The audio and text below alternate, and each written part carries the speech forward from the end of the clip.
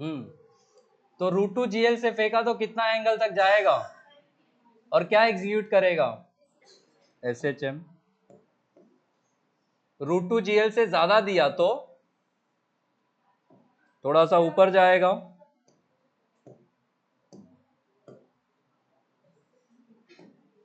थोड़ा सा ऊपर जाएगा और कैसा मोशन करेगा? क्या इस बार भी SHM करेगा? नहीं, पैराबोलिक पाथ में नीचे आ जाएगा। और लेस देन √2 GL हुआ तो तब तो डेफिनेटली SHM ही करेगा। आ रहा है समझ में? क्लियर है? कंफ्यूजन सब? ठीक है, मूविंग ऑन। कहां तक हो गया था? इसके बारे में एक दो लाइन लिख लो, फिर आगे चलते हैं।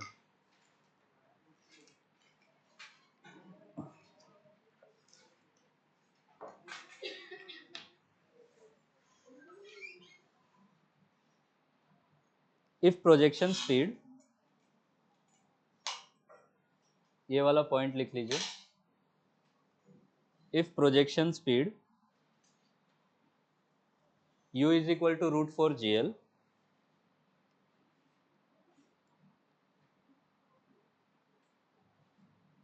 if projection speed u is equal to √4 GL, the initial velocity of the bob, if projection speed u is equal to √4 GL, the initial velocity of the bob is sufficient, the initial velocity of the bob is sufficient to carry the bob, the initial velocity of the bob is sufficient to carry the bob to the highest point, bracket में theta is equal to 180 degree लिख लो,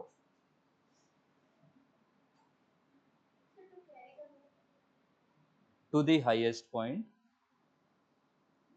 to carry the bob to the highest point, but tension in the thread becomes zero, but tension in the thread becomes zero at 131.8 degree, but tension in the string becomes zero at 131.8 degree, and afterwards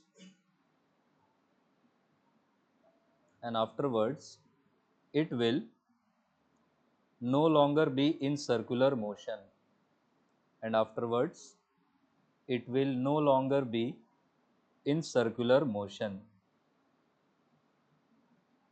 Next point लिखना, as soon as the thread slacks, next point, as soon as the thread slacks, particle becomes, as soon as the thread slacks, the particle becomes free to move and follows the projectile path as shown, and follows the projectile path as shown. Next point लिखना, last point होगा ये, if instead of a thread, last point, if instead of a thread we use a light rod, if instead of a thread we use a light rod, the rod cannot slack, the rod cannot slack during revolution, and particle is able to move, and particle is able to move to the topmost point of the circle.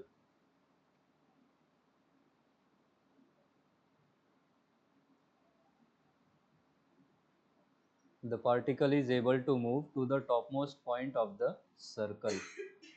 When it reaches the topmost point, ये rod वाले case का analysis है, when it reaches the topmost point, when it reaches the topmost point, its velocity becomes 0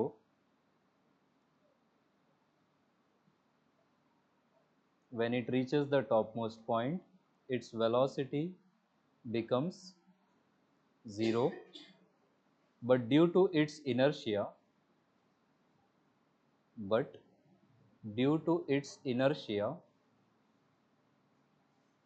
it will fall in the forward direction.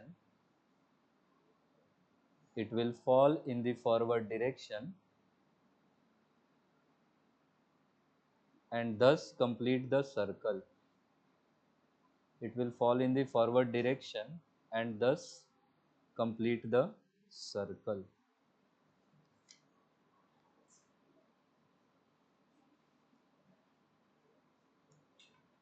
Note में एक point लिखना,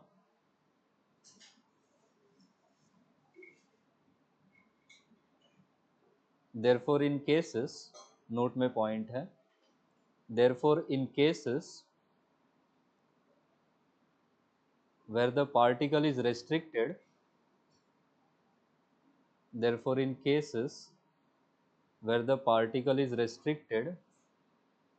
to move along the circular path,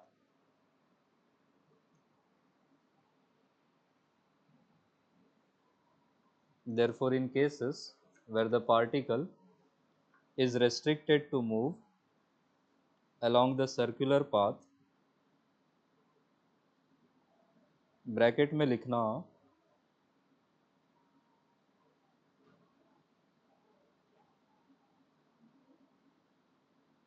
VCM in a tube, circular tube करना, VCM in a circular tube, comma, VCM using a light inextensible rod. दोनों cases में true है. VCM in a circular tube, comma, VCM using a light inextensible rod.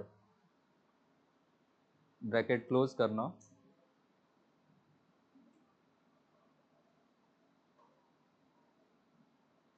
Root 4 GL is the sufficient velocity. Bracket close करने के बाद root 4 GL is the sufficient velocity for the particle at the bottommost point. Root 4 GL is the sufficient velocity for the particle at the bottommost point to complete the circle.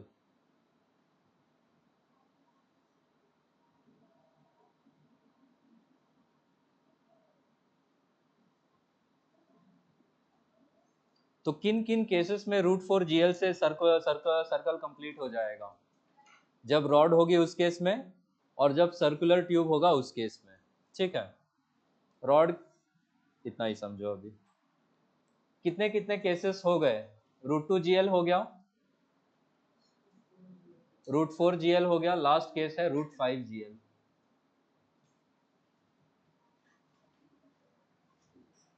लिखना मत, समझ लो पहले.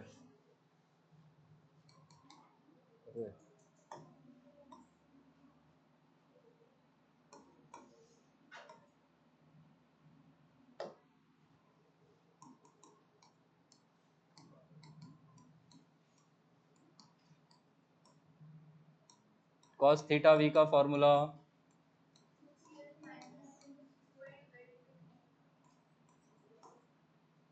cos theta t का formula 2GL minus u square divided by 3GL. u root 5GL है तो u square कितना हो जाएगा? 5GL. ये वैल्यू कितना आ जाएगा? 2GL माइनस 5GL कितना होगा? Minus 3GL by 2. ये कितना हो जाएगा? माइनस 3/2.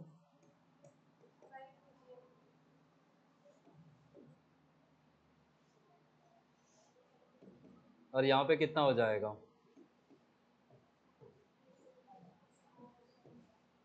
ये कितना आ जाएगा? -1. तो टेंशन कब जीरो होगा? At 180 degree. वेलोसिटी कब जीरो होगा?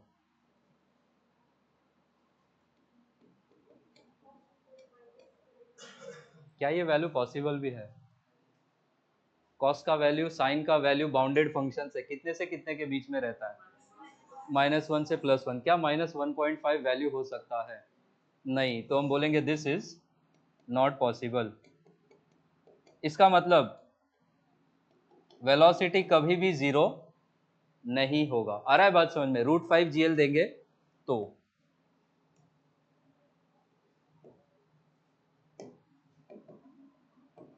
तो हम यहाँ पे लिख देंगे therefore velocity never becomes zero. इतनी चीजें लिख लो। तो टेंशन 180 पे जीरो होगा, लेकिन वो गिर क्यों नहीं पाएगा? क्योंकि वेलोसिटी नॉन जीरो होगी टॉप मोस्ट पॉइंट पे, √GL होती है, याद रखना उसको। स्टैंडर्ड रिजल्ट है, जगह जगह पे यूज भी होगा, आगे निकालना भी है।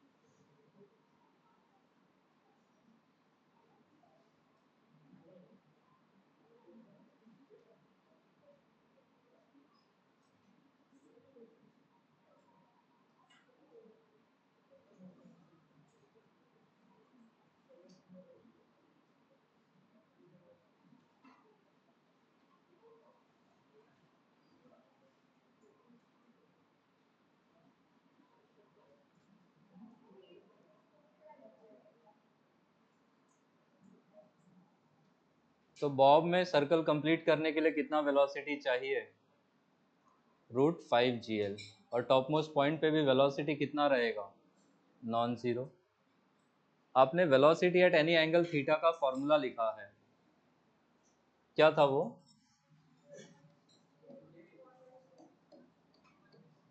v² is equal to u² था, -2GL। टॉप मोस्ट पॉइंट पे थीटा कितना होगा?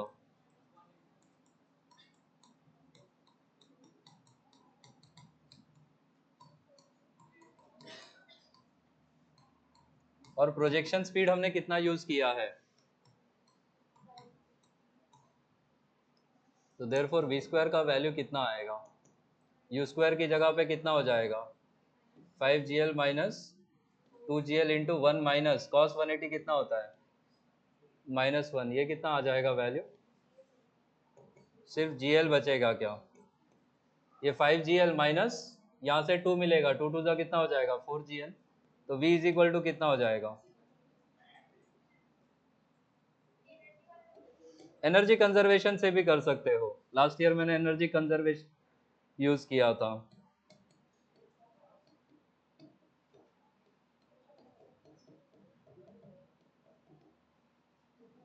ये रिजल्ट भी तो वहीं से आया है।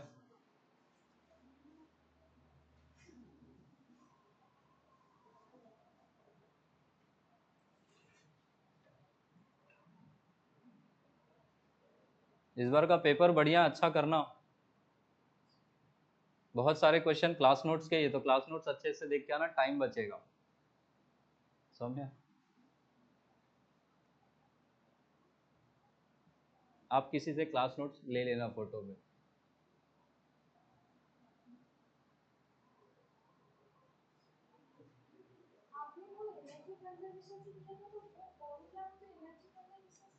जी जी जी, आप मैकेनिकल एनर्जी बॉटम और टॉप मोस्ट पॉइंट में कंजर्व करोगे तब भी यही आंसर आएगा।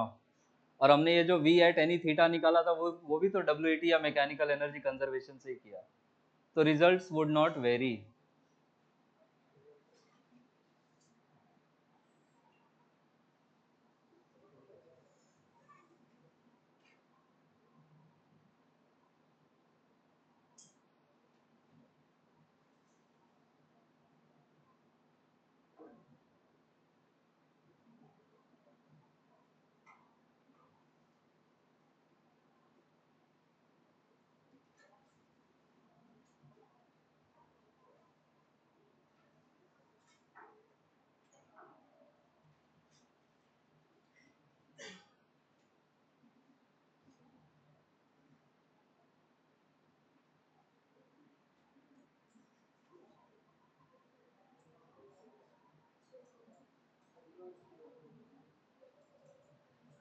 एक डायग्राम बनाना है, मैं यहीं पे बगल में बना दे रहा हूँ।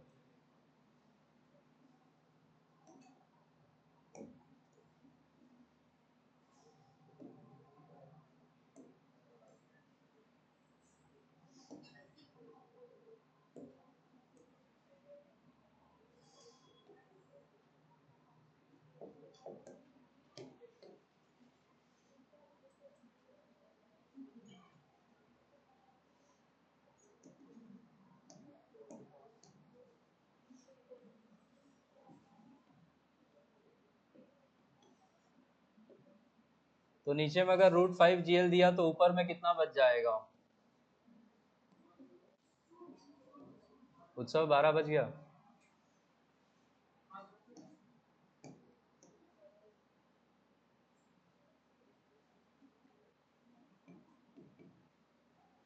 टॉप मोस्ट पॉइंट पे टेंशन कितना? गिरता क्यों नहीं है? इनर्शिया के कारण।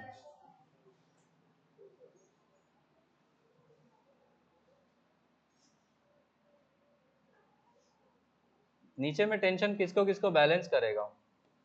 ऊपर में सिर्फ एक फोर्स लगेगा, नीचे कौन सा? mg। और ऊपर में क्या लगेगा? और नीचे में दो फोर्सेस होंगे, कौन कौन से? mg और टेंशन कहाँ में? ऐसा क्वेश्चन पूछ रखा है कि आपने बकेट में पानी भरा, उसको स्ट्रिंग से बांध के ऐसा घुमा रहे हो, रस्सी के टूटने के चांस किस पॉइंट पे है? ऊपर, नीचे, लेफ्ट, राइट, किधर? नीचे। क्यों नीचे ही टूटेगा? टेंशन का वैल्यू कैसा होगा? मैक्सिमम। ये डायग्राम भी बना ले।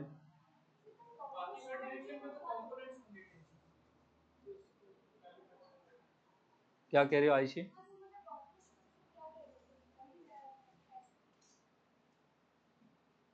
टॉप मोस्ट पॉइंट पे क्या पानी स्पिल होगा अगर आपने √5 GL बाल्टी को देके ऐसा घुमाया तो? नहीं होगा।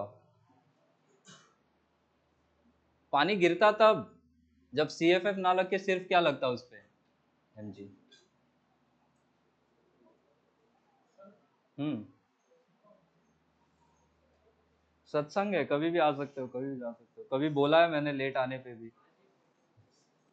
वीडियो देख लेना। अब इसी में टाइम लगता है, इसके बाद के केसेस जो भी 4-5 लिखवाए थे सब फटाफट हो जाएंगे।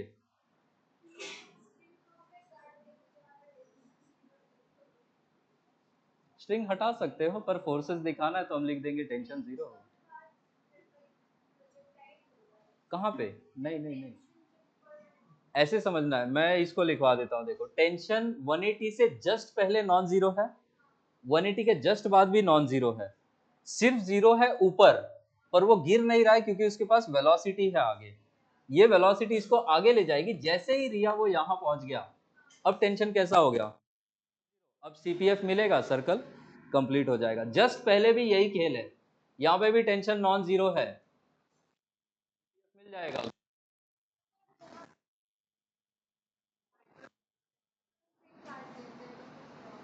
उसी पॉइंट पे काट दोगी तो वो ऐसे जाएगा, क्योंकि वेलोसिटी तो अभी भी है उधर। काट दोगी अगर, टेंशन जीरो है तो वैसे भी कटा हुआ ही है ना वो, मान लो, ठीक है। बट वो छोड़ इसलिए नहीं सकता है क्योंकि इसके आगे भी, इसके आगे तो टेंशन आ जाएगा ना वापिस, इसके आगे वो जाना चाहेगा उधर, पर टेंशन बोलेगा चल इधर। यही आपको लिखवाया था ऊपर में। अच्छा, काट देंगे अगर, तब तो आगे भी रस्सी नहीं रहेगी, तब वो गिरेगा ऐसे। क्यों ऐसा उठपटांग चीजें आप लोग के दिमाग में आती है?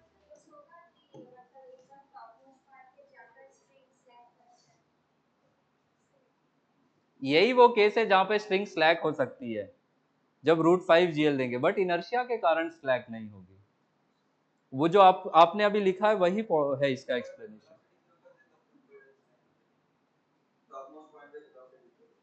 टॉप मोस्ट पॉइंट पे वेलोसिटी जीरो का तो यही केस था ना, पर टेंशन पहले ही जीरो हो जाता है तो वो पहुंच नहीं पाता है वहां तक, ठीक है। रॉड का केस देखो, शायद और समझ में आया आप लोगों को।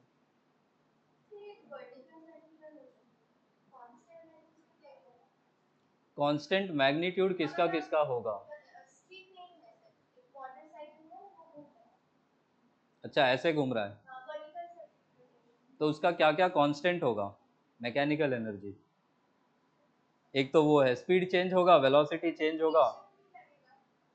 अरे बाप रे बाप, यहाँ पे जो टेंशन काम कर रहा है वहां पे वो नॉर्मल काम करेगा। वेलोसिटी कांस्टेंट नहीं है, स्पीड कांस्टेंट नहीं है। स्पीड कैसे कांस्टेंट है? अच्छा, स्पीड ही कांस्टेंट बोला, हाँ फिर?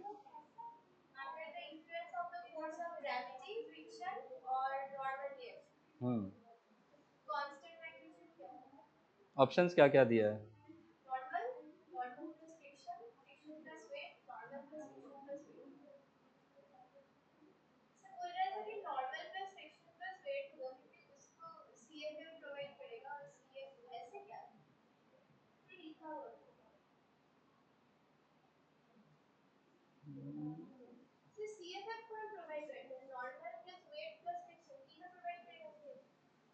यहीं से देख लो, CFF लिखना है तो हम क्या लिखेंगे? इक्वेशन क्या लिख सकते हैं? CFF plus mg is equal to T. सिर्फ CFF का वैल्यू क्या हो जाएगा? अच्छा, फ्रिक्शन भी लगाना है।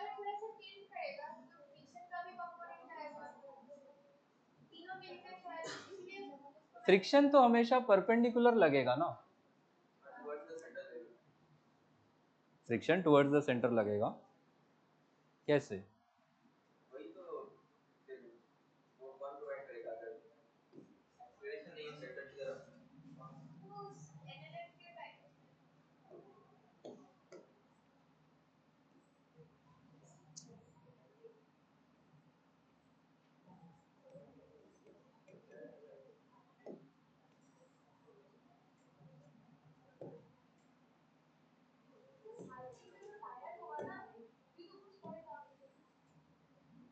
अब बताओ भाई, फोर्सेस अंदर क्या लगेगा? नॉर्मल। नीचे क्या लगेगा? CFF। पीछे क्या लगेगा? फ्रिक्शन। यहाँ पे आओ, नीचे क्या लगेगा? नॉर्मल। mg भी तो लगेगा इसमें, इसमें नॉर्मल नीचे, ठीक है। mg भी नीचे लगेगा, फ्रिक्शन किधर लगेगा? इधर। और CFF कहाँ लगेगा? तो अब बताओ, CFF को दोनों जगह पे कौन बैलेंस कर रहा है? क्या फ्रिक्शन की जरूरत भी है CFF को के लिए? नहीं। नीचे में हम क्या लिख देंगे?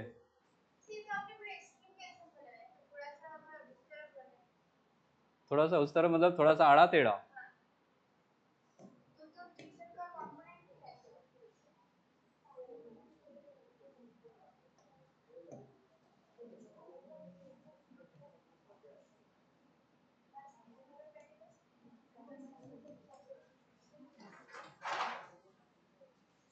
अरे क्या तोड़फोड़ मचा रहे हो?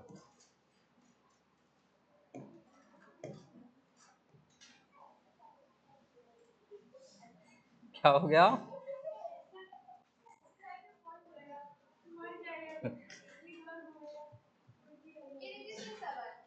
अरे ऐसा उसमें देखा है मैंने।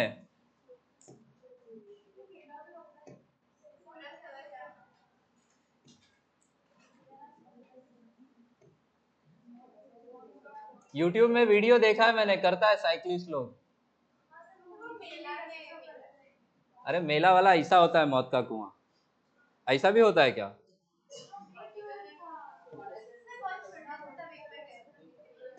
2 मिनट, फोर्सेस बताएं।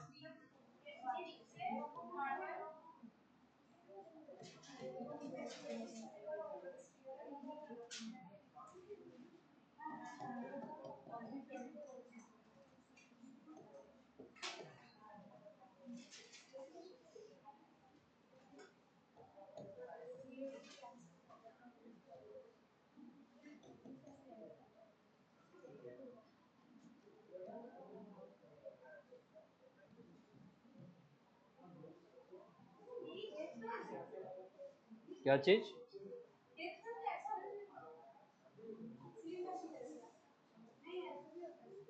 ऐसा भी होता है, ऐसी बात नहीं है।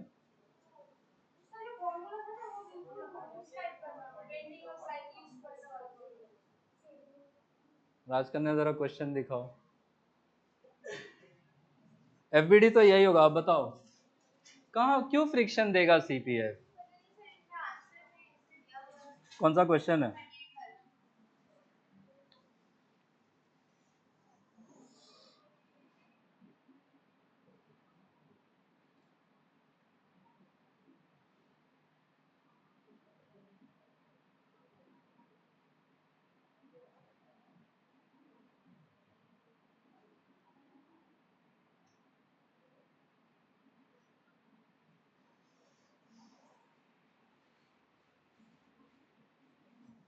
ऐसा बोल रहा है वो लोग ऑप्शन में, जो करेक्ट है सब में, कि n plus F plus W, इसका वैल्यू विल बी कांस्टेंट।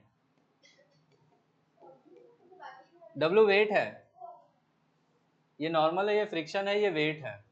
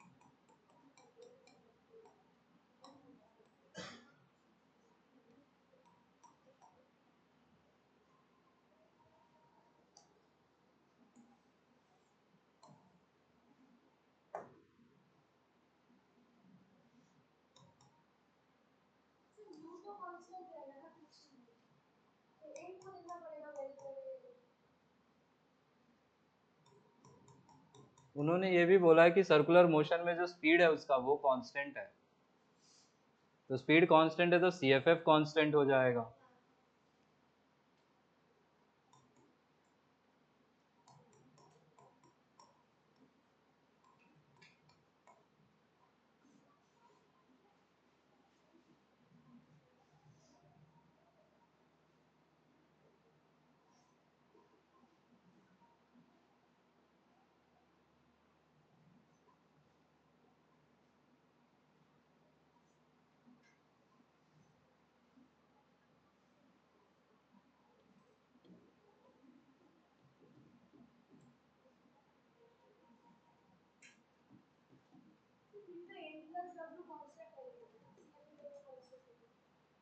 हाँ, सी एफ एफ कॉन्स्टेंट है तो एन प्लस डब्ल्यू कॉन्स्टेंट हो जाएगा, बट फ्रिक्शन भी कॉन्स्टेंट बोल रहे लोग।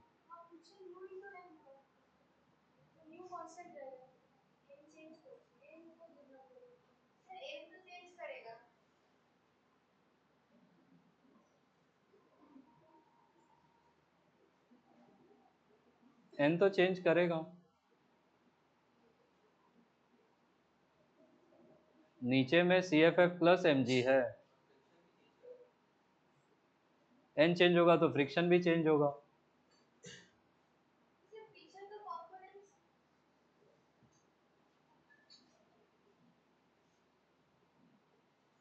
इसका 90 डिग्री पे कंपोनेंट कितना, जीरो ही तो होगा ना।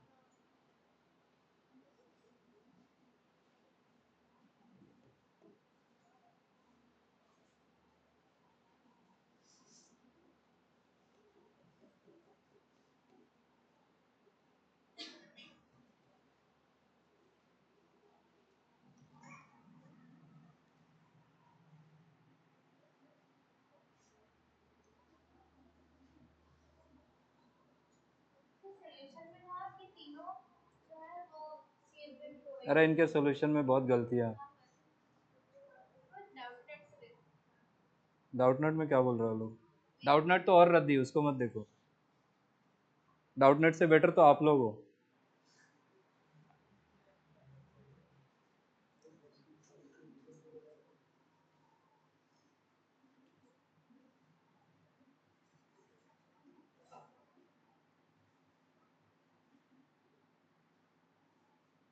रीजन क्या दे रहे हो वो लोग तीनों कांस्टेंट होने का?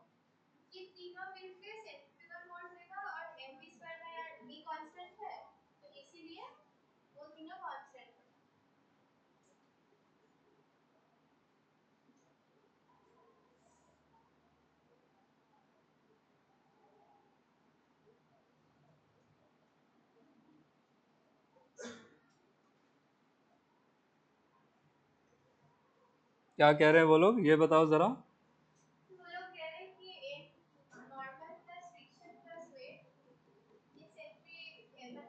ये CFF देगा।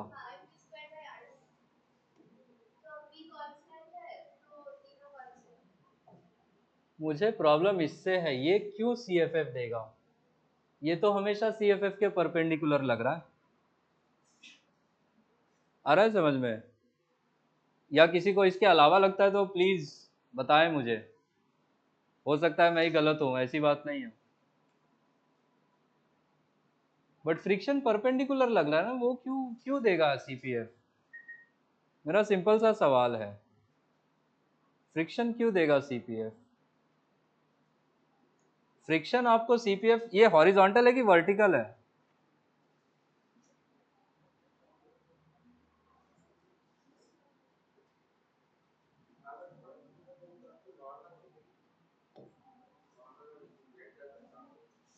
हॉरिजॉन्टल अगर होता, ये वाला तो हमने वो अनबैंक्ड रोड पे पढ़ते भी है ना, कि फ्रिक्शन हॉरिजॉन्टल रोड अगर है तो उसमें फ्रिक्शन अंदर लगता है, वो CPF देता है, वो उसमें ट्रू है, बट वर्टिकल में क्यों देगा भाई?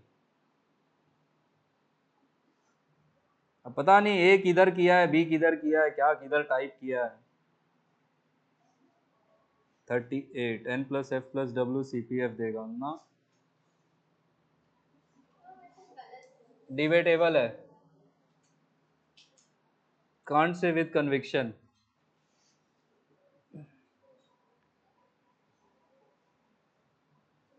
क्या किसी को लगता है फ्रिक्शन देगा CPF? Correct me if I am wrong, FBD मैंने बना दिया है। तो हॉरिजॉन्टल लेवल पे होता है ना, वर्टिकल ऐसा ऐसा गाड़ी थोड़ी चलाता है। नहीं, इस क्वेश्चन में गड़बड़ी, इसको छोड़ दो।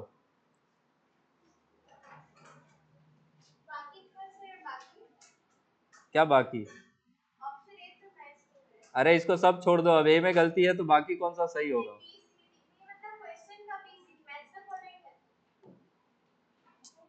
आदन्या क्लास खत्म हो जाएगी मेरी इसमें।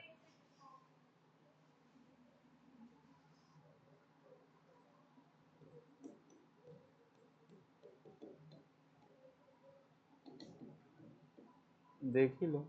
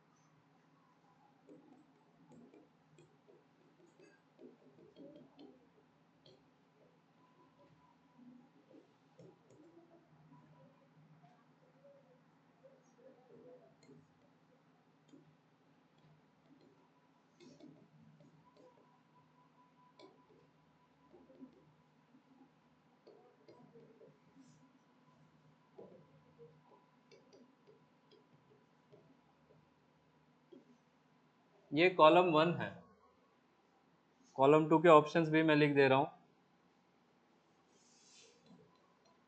फर्स्ट है n, एक ऑप्शन के लिए मोर देन 1 भी ठीक है।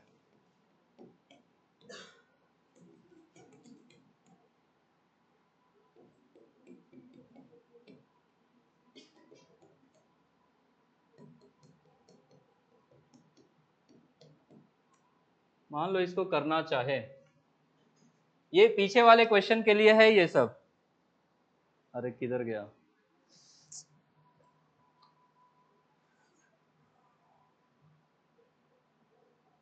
इस वाले क्वेश्चन के लिए है ये ऑप्शंस।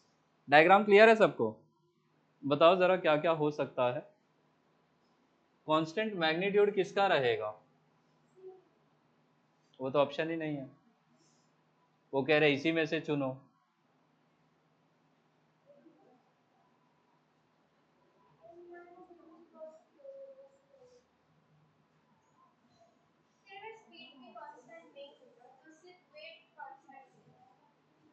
आपसे ये बोल रखा है कि स्पीड का वैल्यू कैसा है, इससे बस ये पता चलता है कि सी एफ एफ हो जाएगा कांस्टेंट, और सी एफ एफ अलग अलग पॉइंट्स पे तो अलग अलग फोर्सेस दे रहे हैं ना। नीचे में सी एफ एफ कौन दे रहा है, एन माइनस एम जी, ऊपर में कौन दे रहा है? स्पीड कांस्टेंट बोला है।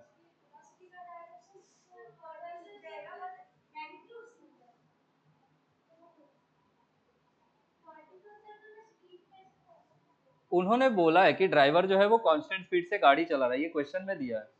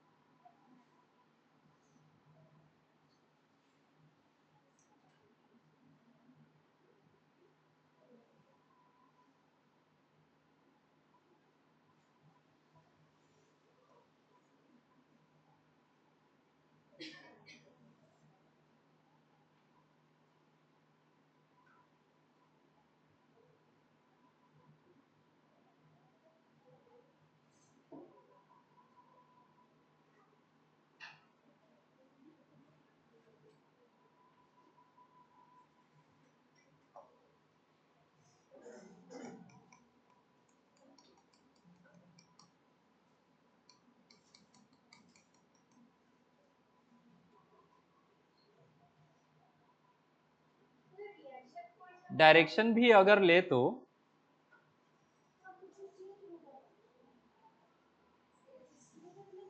ऊपर अगर हम पॉजिटिव ले ले, मान लो साइन भी अगर यूज करना चाहे, देन व्हाट? तो ऊपर का ये सी एफ एफ कैसा होगा? पॉजिटिव। नॉर्मल और एम जी कैसा होगा? नेगेटिव। नीचे में अगर चेक करें, ये सी एफ एफ कैसा होगा?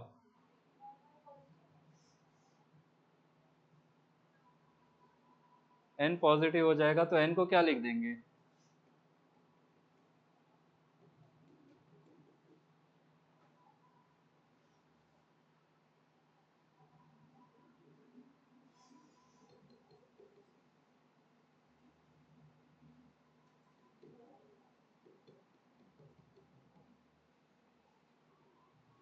क्या एन कांस्टेंट हो सकता है क्या मैग्नीट्यूड में? कहाँ पे? ये एन को यहाँ लेके जा रहा हूँ, इसको यहाँ लेके आ रहा हूँ, एक मिनट।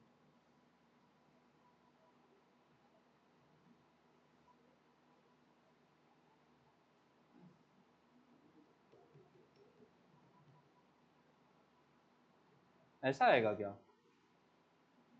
एन नीचे लग रहा है नेगेटिव लिया, एम जी नीचे लग रहा है नेगेटिव लिया, सी एफ एफ ऊपर लग रहा है पॉजिटिव लिया।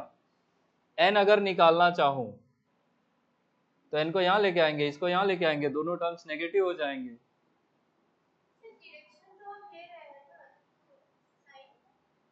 हाँ, उसको जब लिख रहे तब भी तो ले ही रहे डायरेक्शन। ये भी ठीक है, आपका बात भी ठीक ही है।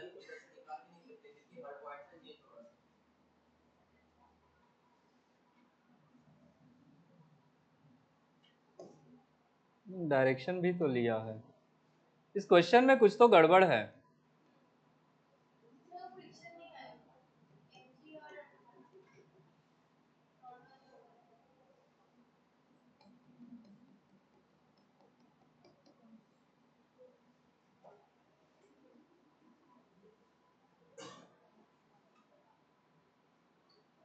नहीं, इसमें कुछ तो भी गड़बड़ है।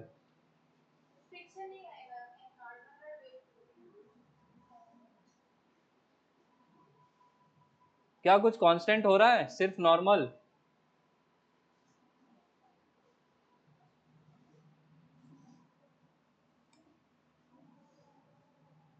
नहीं, नॉर्मल तो कांस्टेंट नहीं है, नीचे mg plus C F F है, ऊपर C F F minus M G है, तो नॉर्मल कांस्टेंट होगा नहीं। मैं ऑप्शन 1 एनालाइज करना चाह रहा हूँ बस।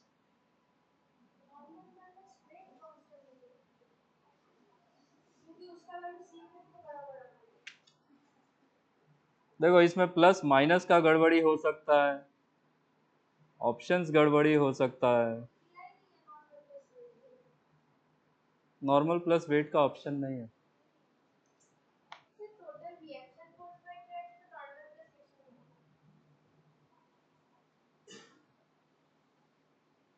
देखो, ये n अगर चेंज होगा तो यहाँ पे फ्रिक्शन भी कैसा आएगा, बड़ा, यहाँ पे फ्रिक्शन कैसा आएगा, छोटा, तो फ्रिक्शन भी तो वेरी कर रहा है। n बड़ा है तो f बड़ा है, n छोटा है तो f छोटा है, ये भी कहाँ से कांस्टेंट हुआ, ये भी कांस्टेंट नहीं हो रहा है। Friction plus weight, weight constant है मान लिया मैंने mg, बट फ्रिक्शन तो वेरी कर रहा है ना, तो ये भी नहीं हुआ। अब जबरदस्ती मार्क करना है तो इसको कर सकते हैं।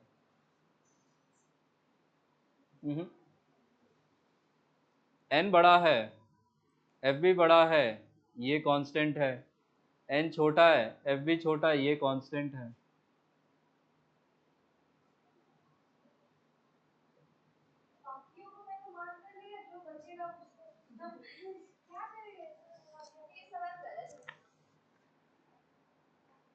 इसको स्किप कर जाओ।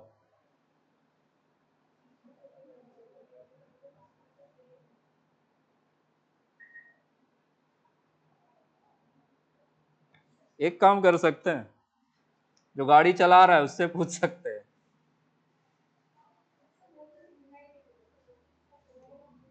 वो खतरों का खिलाड़ी है, वो जिएगा अभी। तो क्वेश्चन 38 जो बुकलेट दिया है उसमें मत करना, उसमें कुछ तो गड़बड़ है।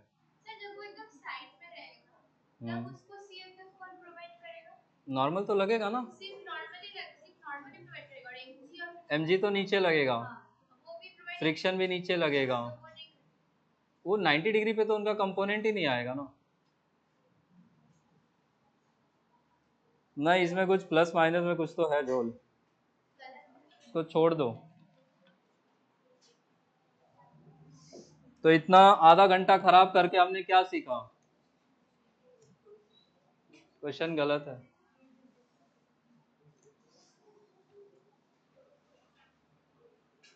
डाउटनेट पे एग्जैक्ट क्वेश्चन है क्या, देखेंगे अब उसको बाद में। हम्म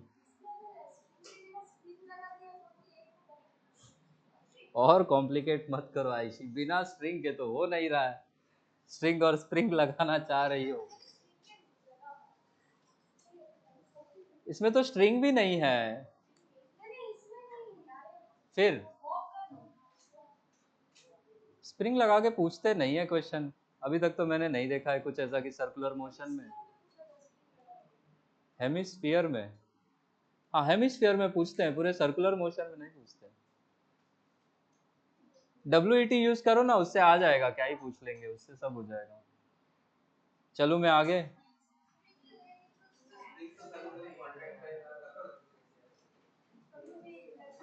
वो देखना पड़ेगा क्वेश्चन में क्या डेटा दिया है, क्या पूछा है, सिचुएशन के हिसाब से। तो यहां तक लिखा था हमने,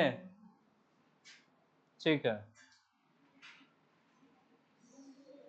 सर भारी हो गया मेरा।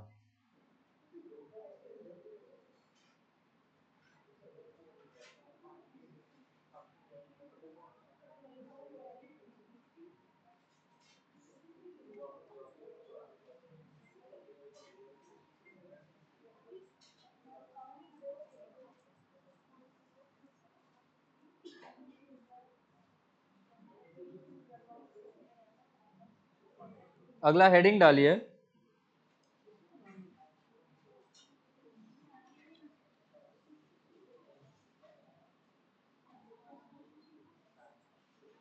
VCM using a light inextensible rod.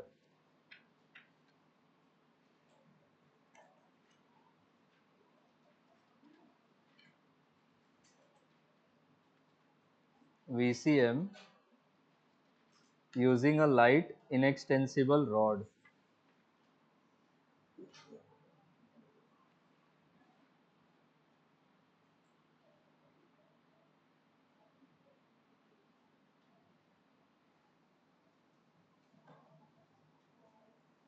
अब बॉब समझ में आ गया तो ये सब फटाफट समझ में आएगा।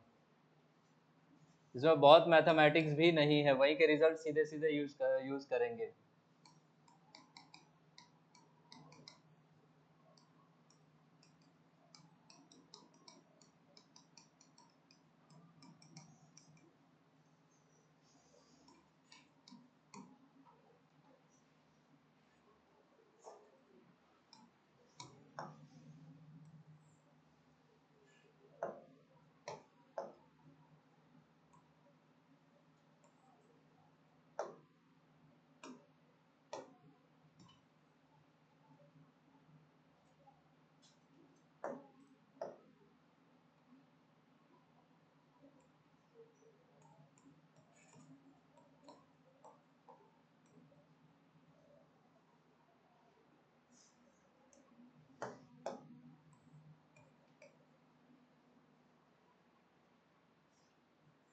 ये डायग्राम बनाइए, पॉइंट वाइज लिखते जाइए।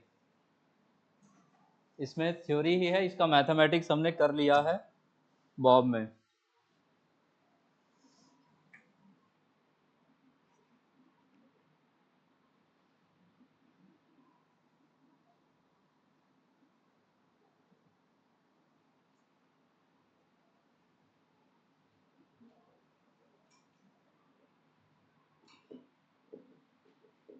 बोलूं? In case of a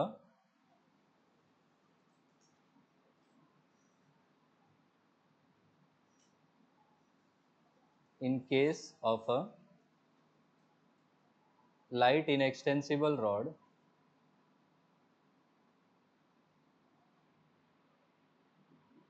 tension is never zero. In case of a light inextensible rod, tension is never zero, since the rod cannot slack or get loose. Tension is never zero, as the rod cannot slack or get loose. Second point, circular motion can be completed. Circular motion can be completed even at कितनी speed पे complete हो सकता है? क्या √5 GL की जरूरत है? Circular motion can be completed even at u is equal to √4 GL.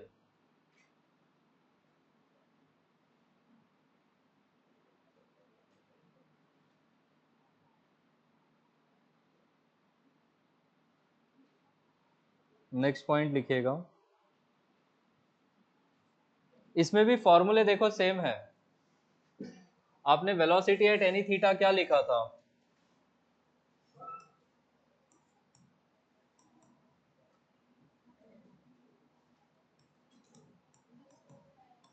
u² minus 2GL into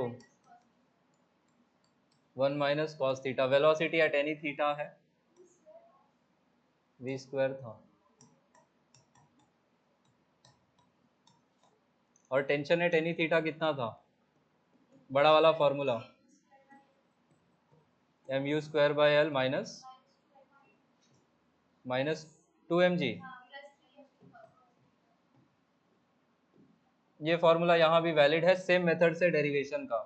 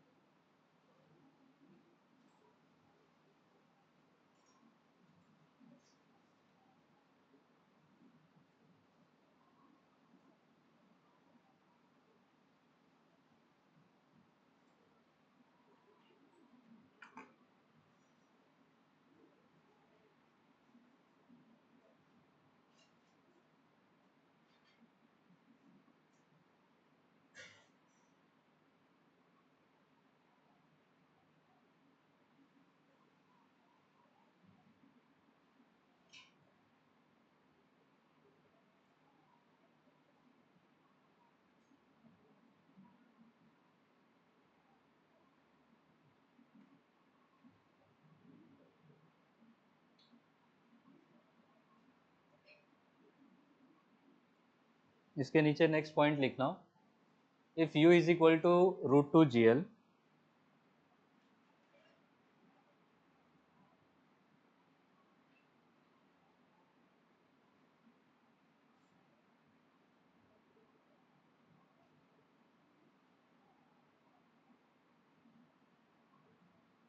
if u is equal to √2 gl, क्या होता है √2 gl पे?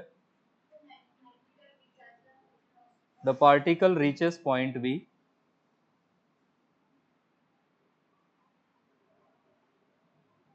the particle reaches point B,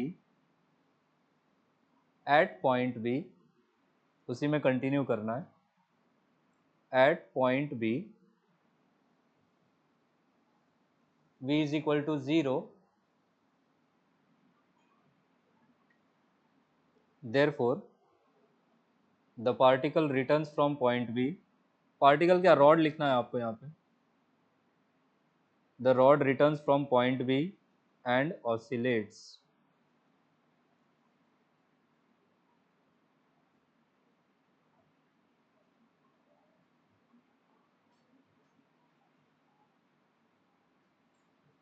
next point लिखना, if u is less than √2 gl,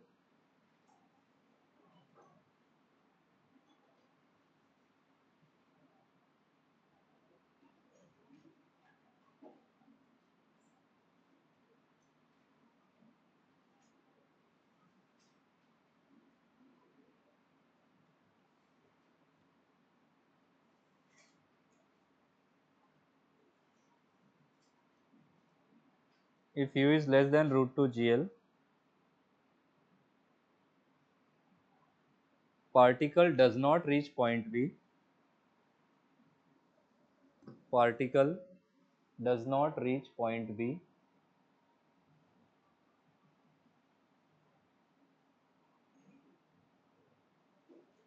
comma, before reaching point B,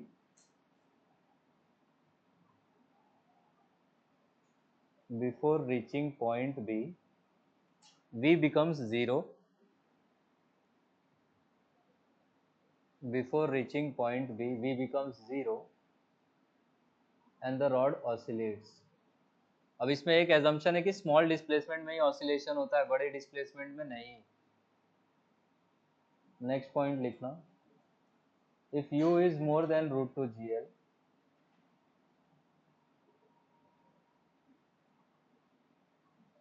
if u is more than √2 gl, particle crosses point B, if u is more than √2 gl, particle crosses point B and enters the upper half of the circle.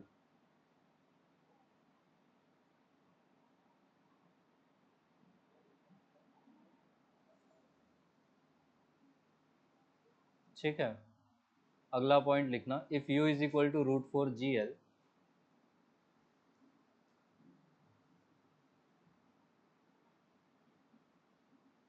up to theta is equal to 131.8 degree, if u is equal to √4 gl, up to theta is equal to 131.8 degree, the direction of force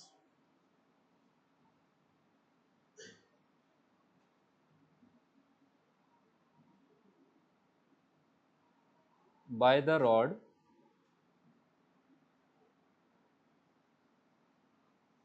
on the particle is inwards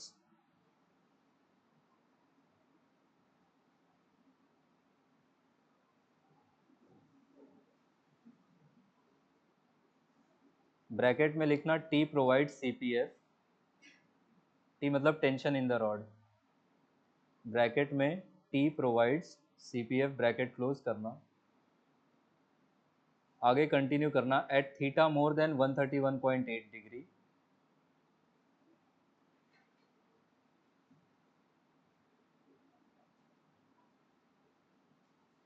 at theta greater than 131.8 degree, the direction of force, the direction of force exerted by the rod reverses,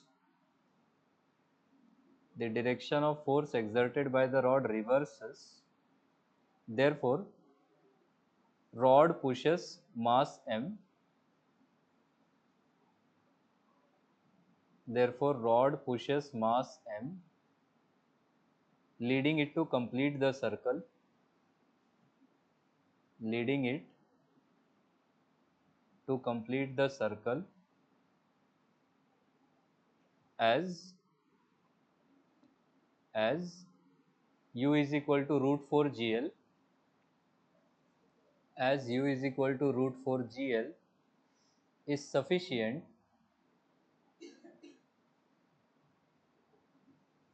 to take the particle, as u is equal to root 4 gl is sufficient to take the particle up to the topmost point.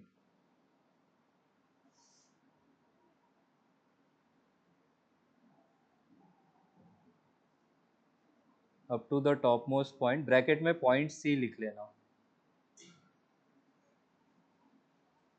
Last point है इसमें.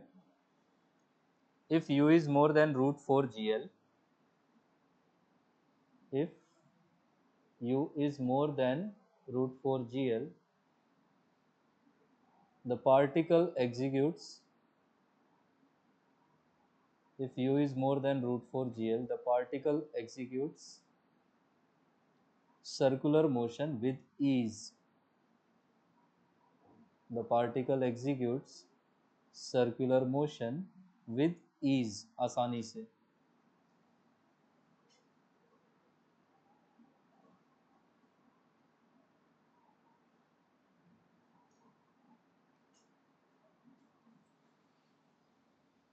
आया समझ में?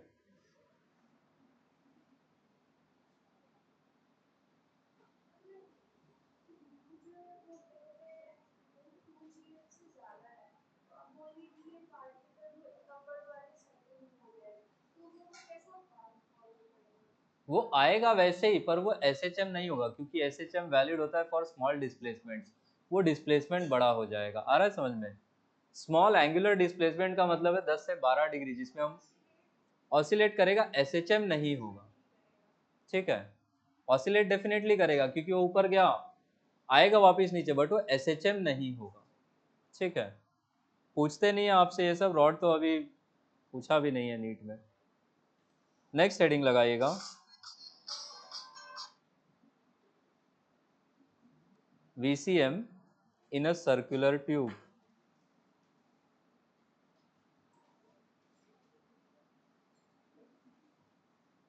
VCM in a circular tube. Bracket में thin लिख लेना. Thin का मतलब होगा अंदर और बाहर का रेडियस लगभग सेम मान लेंगे.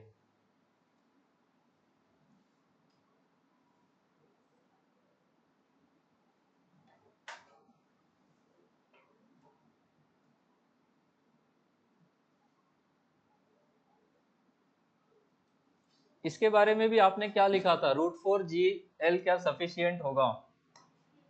बिल्कुल होगा. ये आपका थर्ड VCM है.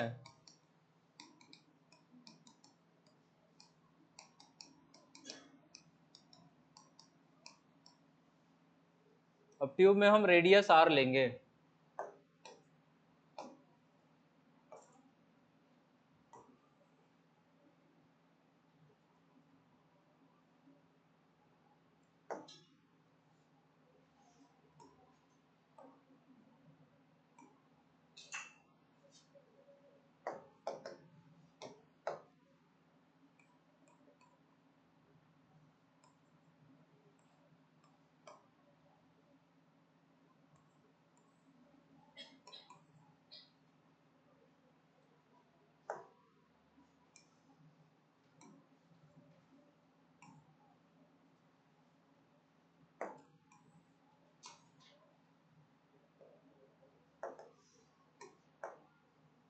वेलोसिटी एट एनी थीटा का formula v² is equal to L की जगह पे क्या यूज कर लेंगे? सेम फॉर्मूला है, ये लिख लो।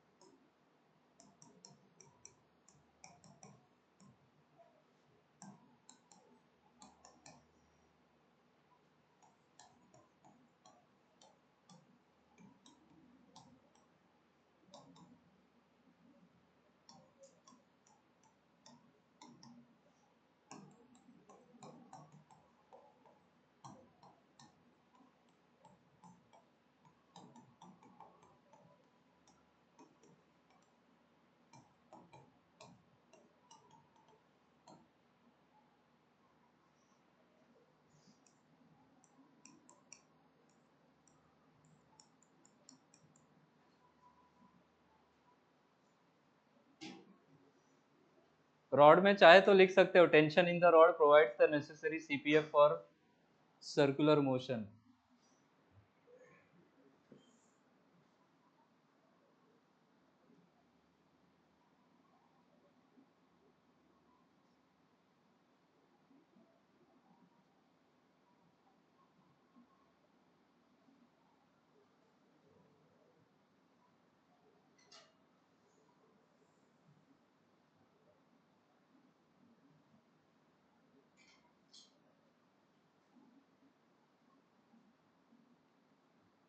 देखो रॉड समझ में आया तो ये समझ में आएगा।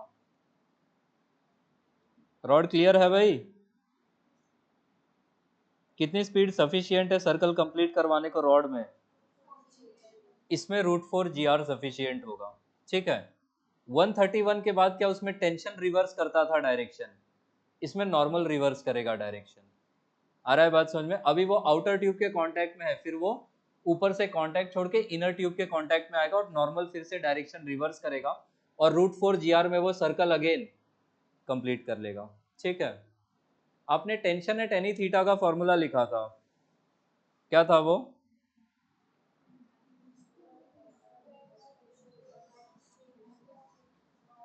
शर्मा क्यों रहे हो? तेज तेज बोलो, सही बोल रहे हो फिर भी शर्मा रहे हो। अरे यार,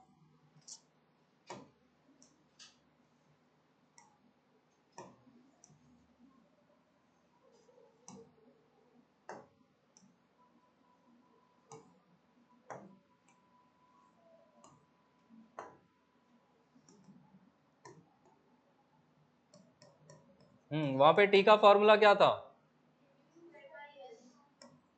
यहाँ पे कितना हो जाएगा? mu²/r, फिर -2mg।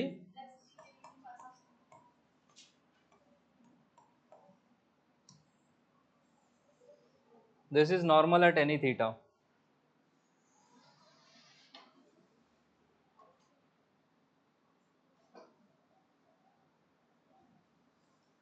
तो टाइम लगता है रॉड पढ़ाने में, रॉड के रिजल्ट सीधा बॉब के रिजल्ट रॉड में, रॉड के रिजल्ट बाकी जगह।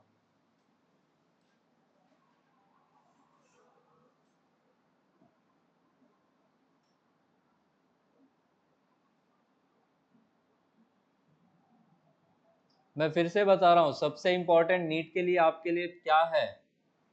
बॉब और पेंडुलम बॉब वाला जो केस 1 करवाया था डिटेल में, ठीक है, वही सबसे इंपॉर्टेंट है। ये सब सेकेंडरी है, ये सब पूरा चैप्टर प्रिपेयर हो जाए उसके बाद आना करने को। बुक भी बनाओगे तो लिमिटेड क्वेश्चंस होंगे इस पे। तो डिस्क्लेमर दे दिया मैंने, अब आगे लिखो। Is this done? छापो आगे फटाफट, बोल रहा हूँ मैं। 8 मिनट है, एटलीस्ट इसको कंप्लीट कर लो।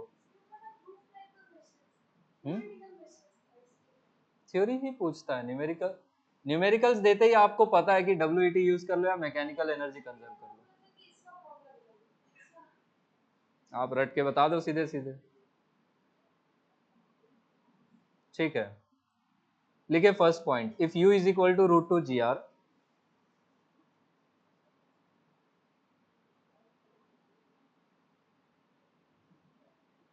If u is equal to √2 GR, particle कहाँ रीच करेगा? Particle reaches point B. Point B mark भी कर लेना, 90 डिग्री वाला point. particle reaches point B. At point B,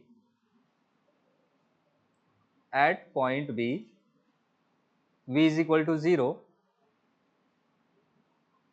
At point B, V is equal to 0, and the particle returns back.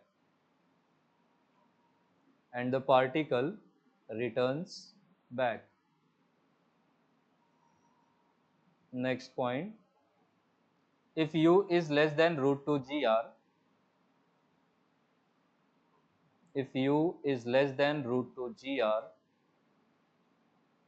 क्या B तक पहुंच पाएंगे?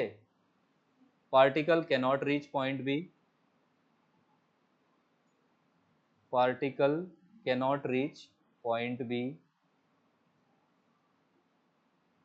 Before reaching point B, particle cannot reach point B, full stop. Before reaching point B, V becomes 0. Before reaching point B, V becomes 0. The particle turns back and executes SHM. Before reaching point B, V becomes 0. The particle turns back and executes SHM.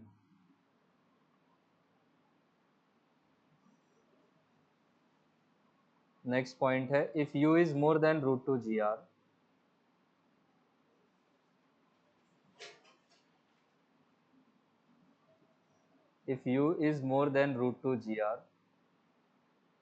particle crosses point B.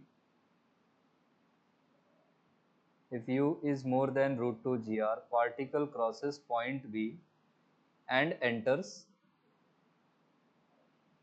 the upper half of the circle.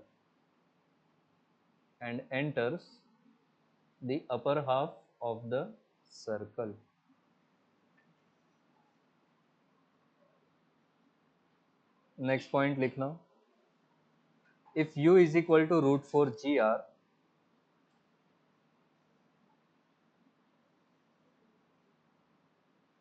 this velocity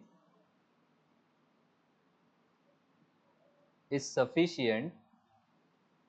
If U is equal to root 4 GR, this velocity is sufficient to take the particle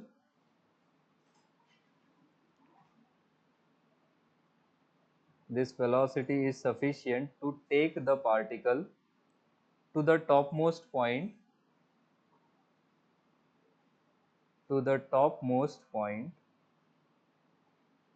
bracket में लिख लीजिएगा point C.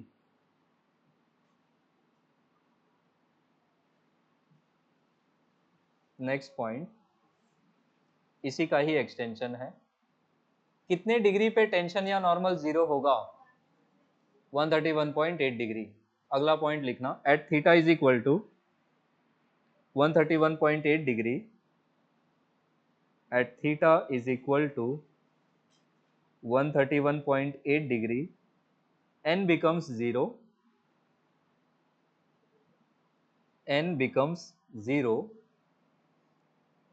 The block loses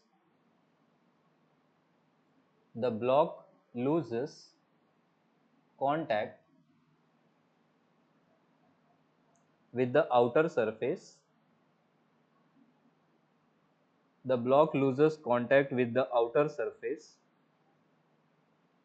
And comes in contact with the inner surface.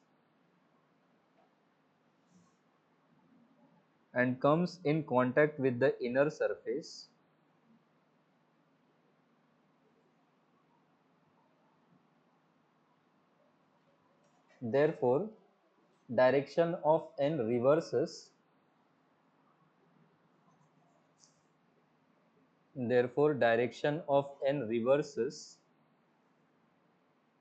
And the inner surface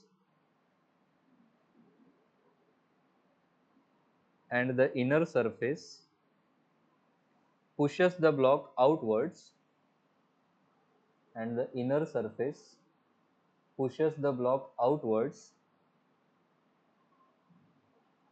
leading it to complete the circle.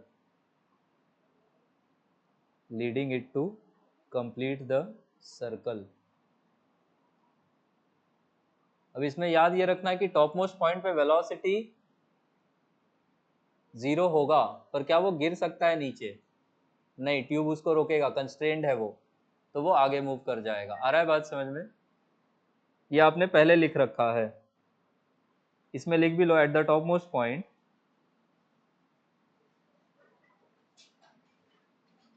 at the topmost point v is equal to 0,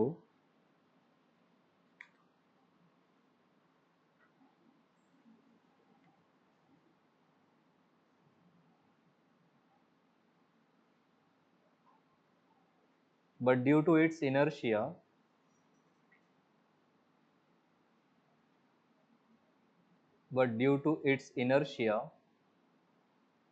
it will fall in the forward direction,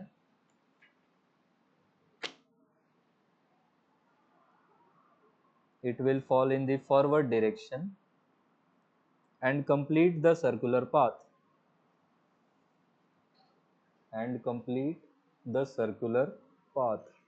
last point,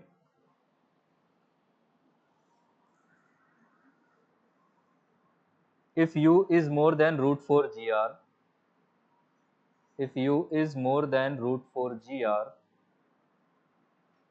the body completes the circular path with ease. The body completes the circular path with ease. क्या क्या बच गया? क्या क्या लिखाया था? कौन सा 5 करना था हमें?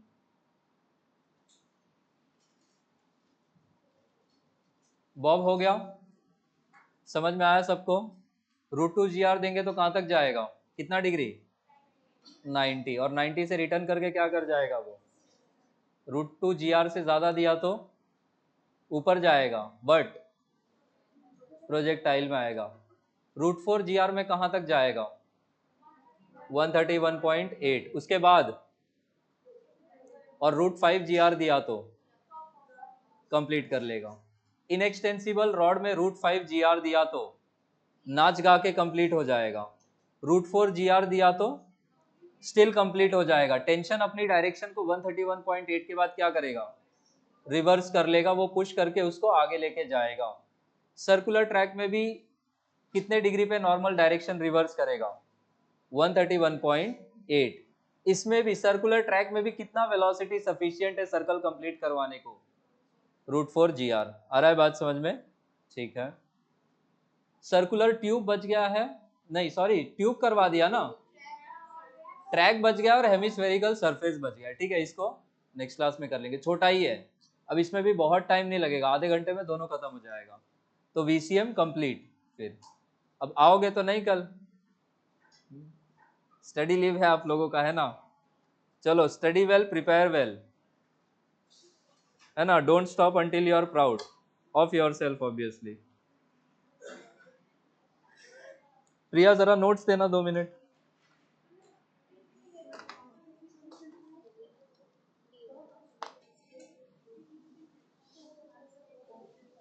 नहीं दोगी? निकल इधर से, नोट्स मांग रहा है भिखारी।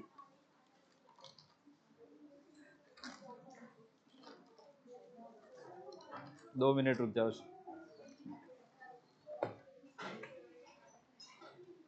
अरे आप तो मुझसे भी ज्यादा शॉर्टकट यूज कर रही हो। केसेस को तो मैंने कुछ और ही पढ़ लिया अभी।